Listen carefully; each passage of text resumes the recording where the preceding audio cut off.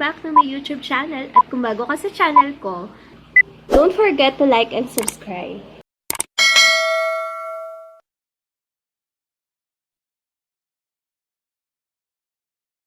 Unboxing the Lenovo K9 Note. So right now, we have the K9 Note. We are unboxing it. This is from Lenovo. It comes with 4 GB of RAM plus 64 GB storage. So right now, we are opening the box and let's see what's inside.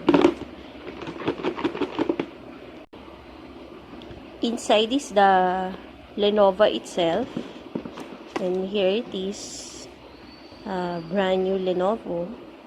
And then it comes with the charger. This one is the charger. You can buy the plug at the hardware, and then it comes with headset, the Lenovo earphone. So, and then also we have the manual.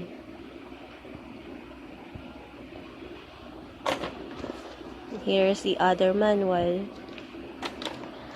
And then that's it. Also, it comes with the plastic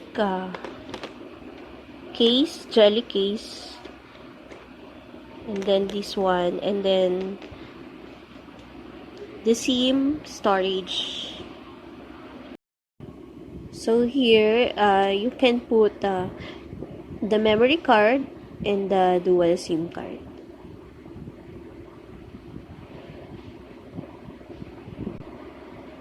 This is what Lenovo looks like when turned on.